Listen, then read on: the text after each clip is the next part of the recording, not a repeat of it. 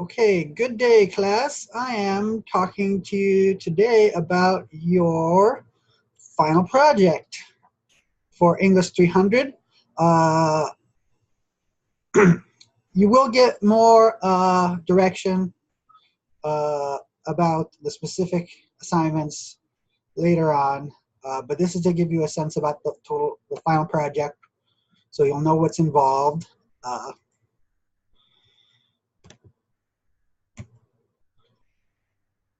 Right, so it involves several assignments and deadlines, which as a whole will constitute a significant portion of your grade in the class. Uh, and this will lead us up to close to the end of the semester. There will be the portfolio assignment after the final project. And there will likely be some other little assignments going on while you're doing this final project. But once again, I'm giving you this sense of the whole arc of this final project right now, so you can begin to formulate it, because your first assignment for it is the project proposal, which is coming up on October 22nd. So yes, there are various deadlines for this, which as a whole will constitute 45% of your overall grade for the class.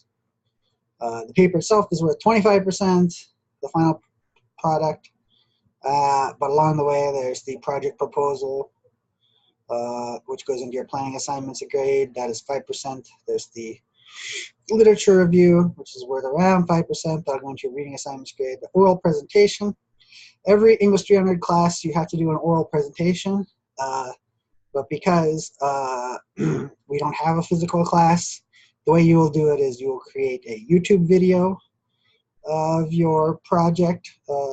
Talk more about that later. But you'll present your project in a YouTube video, and that'll be worth 10%. So, final project. I like to keep it somewhat open, but the most important thing you need to know is it needs to involve an empirical study of Bahamian society. So that almost always means that what you do is you go out and you collect data using a survey. So the easiest way to do this will be to create a survey and post a web-based survey and post the link to UB Survival Guide and encourage students to do the survey. If you've been in UB Survival Guide for a while, you would notice that around this time in the semester there begins to be a whole bunch of students asking for people to fill out their survey in UB Survival Guide. English 300 is a major contributor to that.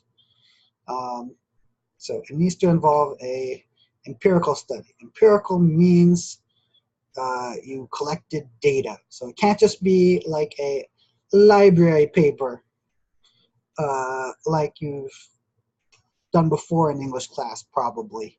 Depending on your major, you may have done a number of empirical studies. You may have never done an empirical study. All empirical means is you have to involves collecting data. So it can't just be finding sources and writing about them. You must have academic sources. Remember, your professor always wants to see academic sources. Okay, your project should relate to your major, but it cannot build off any project you have done previously in other classes. So it can't be a project that you've done in other classes. It has to be totally different from anything you've done in another class. There's a distinct tendency in this assignment for students to want to turn in a paper that they've written for another class. You cannot do that. That is cheating. That is plagiarizing.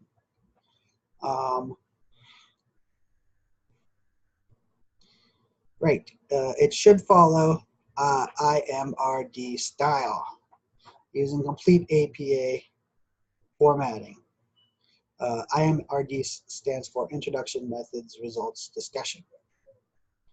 So the general format is different from the previous papers in this class. You start off with a title page. I told a lot of you not to have a title page for this assignment. You want to have a title page in proper APA style. I will talk more about APA style later in this assignment sequence. So we're doing the full-on APA style shebang. After that, there's the abstract page. So the first page is the title page, second page is the abstract page, and then there's the main body of the essay, and then after that is the references.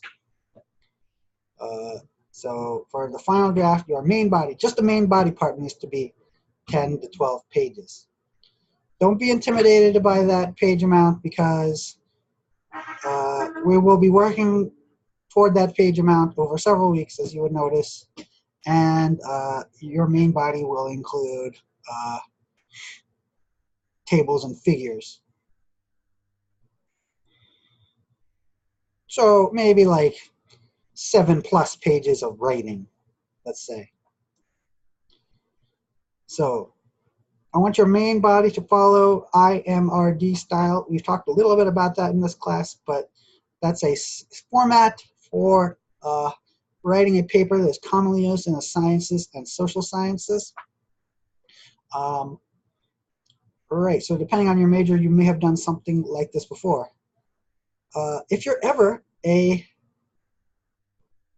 you're one of those students who has no idea what they should be writing about, really, when you're writing a paper, you find every word difficult. Really, IMRD can make things easy because it's an easy formula. You know what you should be writing about at each point. So yes, first you start with your introduction, so it introduces the topic generally, and then you can have your literature review. The literature review is when you summarize what has been said by scholars in the field about your topic. And then you have the methods section. So you'll have specific subheadings like this. You'll have the methods section, which is where you explain in detail the methods that you used for the study. For the study, I conducted surveys. I built a survey on SurveyMonkey. I sent the link out to, posted the link on UB Survival Guide, yada, yada, yada. So it's a detailed explanation of the methods that you use to conduct the study. Results, that's where you put your data. That's where you can have tables and figures to fill up some space. You also would have some analysis in the results. And then the discussion is when you get back to the big picture. So really you can see it is kind of, that's where your thesis is really, that's where your big finding is in an IMRD type paper. And then the discussion can also talk about avenues for further research and discussion. So, first part of this assignment is the project proposal, which is due October 22nd. I'm looking for 1 page, double space, only 1 page. This will go into your planning assignments grade. The idea is that I will make sure that you're on the right track, that you have a viable project, that you have a viable project, and I can approve or not approve. So it's important that you turn it in on time so that I can approve it before you go on to the next step in the essay, in the project. Project proposal should give a detailed explication of your research questions and the methods that you will use. So I really want to know very specifically what methods you will use. Try to be as specific as possible. The best projects are those that tackle small topics and go in greater detail. Just like essays, it's much better to tackle a small topic and go in greater detail than to do something vague and broad. For example, one of the best projects I can remember for this class was a nursing student. One of the best projects I can remember for this class over the years was a nursing student whose survey was specifically on how well nursing students at the junior level know a specific nursing procedure. it was hand washing. So that's very specific. Things like that, the more specific, the better. Okay. Literature review, 2 pages. And remember that 2 pages can go straight into your introduction when you write your rough draft. So we're building the essay incrementally. So what you do for the literature review has nothing to do with reading Shakespeare or literature. By literature, here we mean academic literature, so academic sources. Your literature review should summarize what scholars have said about your topic. The whole point of academic essays of academic studies is to build knowledge when you get to the higher levels. So your paper must be new in some ways, but you have to build off of what has been found by other scholars. You have to create what is called a knowledge deficit. That is, in your literature review, you say that professors X, Y, Z have talked about this topic, but they've never talked about this specific issue. So, excuse me.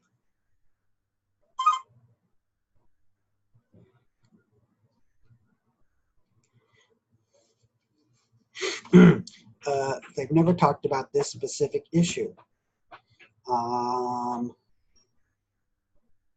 You're creating a need for your paper by showing that there is a hole in the knowledge that needs to be filled. So oftentimes what your knowledge deficit or hole in the knowledge could be is that scholars have talked about this issue in other countries, but never in the Bahamas. As you probably have noticed by now, there's limited academic research about the Bahamas. So really, that can make our lives easier if we're looking for a knowledge deficit, because you can easily find a knowledge deficit about the Bahamas. So if you're looking for sources to review, oftentimes, there won't be enough on the Bahamas, so you'll have to expand the places that you look for sources. So oftentimes that means looking for sources about other Caribbean countries or other small island developing states. Or if you're dealing with a cultural issue, there's often lots more research about the African American community in the United States. So just because there's nothing about the Bahamas, that's specifically about the Bahamas on the topic that's been published, that doesn't mean, even if there hasn't been anything published about the Bahamas on the topic, you can still find things to cite for your literature review. So, literature review, you summarize what has been said about the topic by other scholars. And then, rough draft. By the rough draft phase, you should have completed your study. You should have results by then that you can talk about. I'm looking for about 8 pages, not including title page references for the rough draft. Right, so that seems like a lot, but remember, like I said before, we're building this essay step by step, so don't be intimidated. Your literature review can go straight into your introduction. Toward the end of the introduction is where you generally put it. You can put it under its own section. So introduction, subheading, and then the literature review subheading. Obviously, include the suggestions that I make on your literature review when I review it. Okay. And then your next assignment for this assignment sequence is the YouTube video oral presentation. I'll talk more about that later, but it should be about 5 to 10 minutes. Yes, you will post it, and it should be structured like your essay. It should follow introduction, methods, results, discussion. And then there's the final draft, which should be 5 to 10 pages, not including title pages and references. Okay, so I will give you more feedback, more direction, excuse me, about the specific parts of this assignment sequence later on, but I just wanted to give you an overview. Remember that your due dates are project proposal is due October 22nd.